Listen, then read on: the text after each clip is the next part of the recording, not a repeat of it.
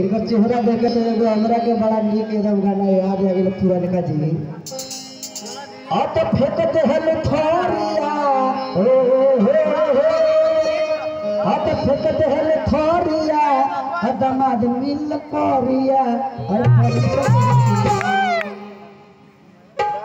बाकी कोई भाव है कहा तरीके से कि सब कहे लाख बहुत अरे सुघर बाड़ तू कि सब कहे लाख बहुत अरे सुघर बाड़ तू लागे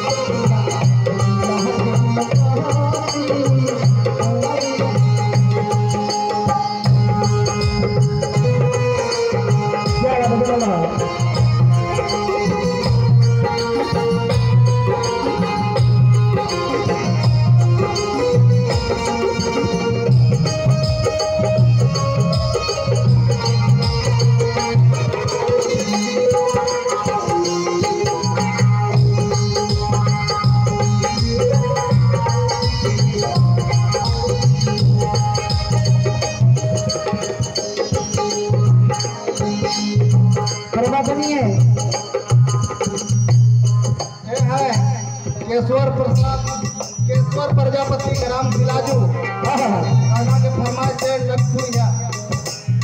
परमादनी आप बहुत तरीके से हो भैया जी की ओर से बहुत बहुत पुरस्कार है और पार्टी की ओर से हार्दिक हार्दिक अभिनंदन करती हूँ। अब भैया जी के हम कहते नहीं दिन चौगना रात चौगना इनका के बढ़ोतरी हो जो हमनियों के कुछ बहुते के चाहिए भैया के फरमाइश पूरा करते नहीं पहले बढ़िए मैं न पवलू सारा कल्पना रूप के रानी छत के ना झाकल रूप के रानी छत के ना झाकल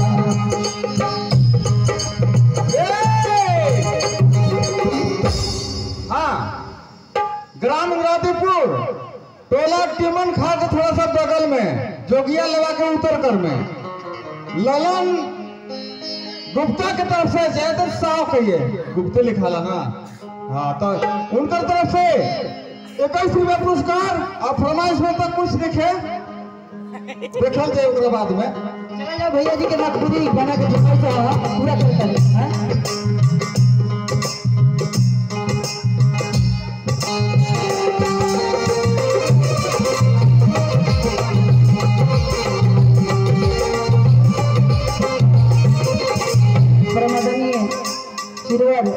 प्रजापति जी गौर से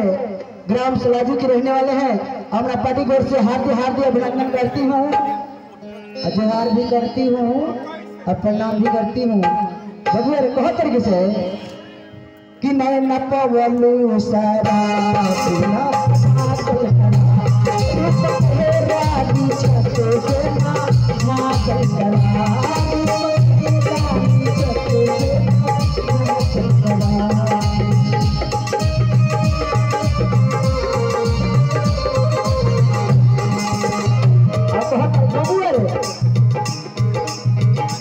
में ऐसा चीज का बा ऐसा खुशी का बा सबके पागल बना के रखा बहुत